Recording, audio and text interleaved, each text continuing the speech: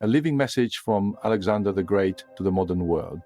People of the modern world, I am Alexander III of Macedon, known to you as Alexander the Great. My name echoes through time as one of the most powerful figures to ever walk the earth. I was born to conquer, to unite, and to shape the world in ways few can imagine. My empire stretched from the shores of Greece to the heart of India, an empire that carried with it the vision of greatness, unity, and the pursuit of knowledge.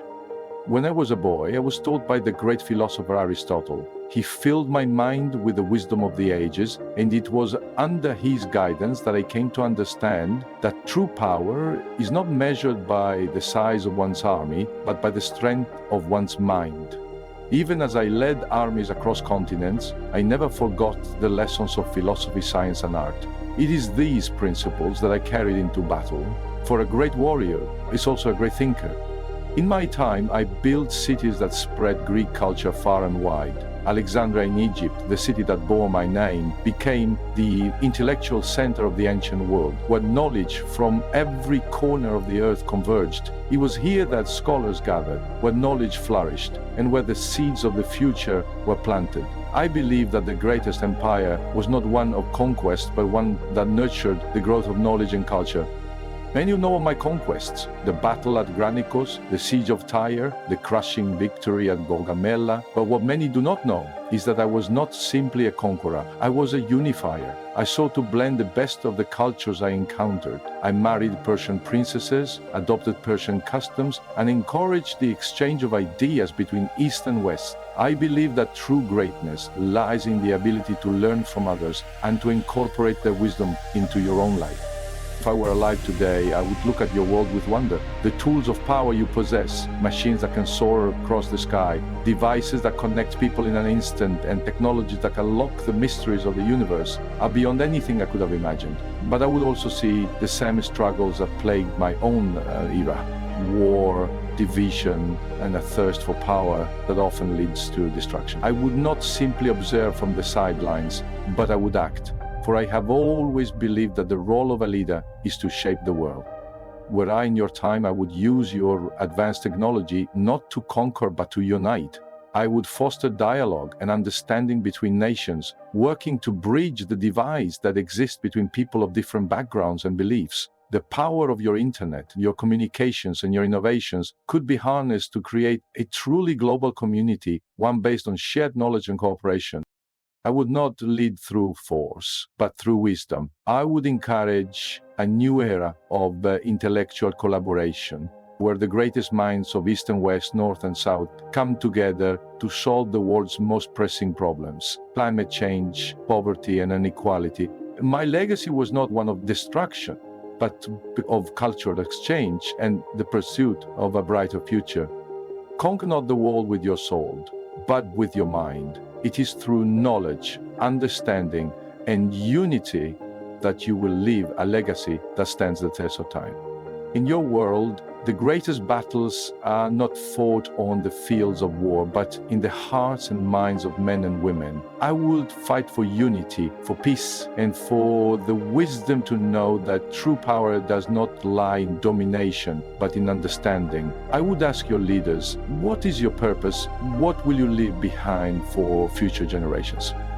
The weapons you possess are powerful, but they can also be destructive. The real strength of your age lies not in what you can destroy, but in what you can create. I would encourage you to use your power to heal, to build, and to unite, not to divide and conquer. As I conquered the world, I also sought to understand it. I encountered philosophers, scientists, and wise men from the lands I invaded. From Egypt's priests to India's sages, I learned that true power is found not in domination, but in enlightenment. This wisdom I carried with me, and it is what I will share with you today. The greatest victory is not over your enemies, but over your own ignorance. Your world is filled with technology that could change the course of human history. You could create a network of global peacekeepers using your ability to communicate instantly across continents, to mediate disputes before they escalate into conflict. Your advancements in medicine could heal what was once incurable, and yet the power to create a better world lies not just in the tools you have, but in the wisdom with which you use them. If I were alive today, I would encourage you to wield your power with wisdom, just as I did with my empire. Had I been born in this time, I would seek out the greatest minds across the globe from every nation and unite them under a common cause, the betterment of humanity. My empire was not just a physical space, but a cultural movement. In your world, that movement can be global. I would advocate for a renaissance of thought, an era where science, philosophy, and art once again shape the course of human progress. I would challenge the world to think deeply about the future, just as I did when I gazed upon the unknown lands of Asia, seeking to understand them, not conquer them. The greatest empire is not one of land, but of ideas. Build an empire of wisdom, and your legacy will endure forever. Before I end this message, I leave you with a final thought. The world you live in today is both a gift and a responsibility. It is yours to shape, to mold, and to lead into the future. I may have left the earth long ago, but my vision for a united, enlightened world remains alive in your hands. Will you rise to the challenge? Will you take the lessons of the past and use them to create a brighter future?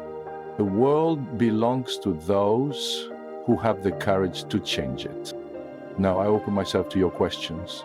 Ask me anything, whether about my conquests, my vision, or the lessons I learned along the way.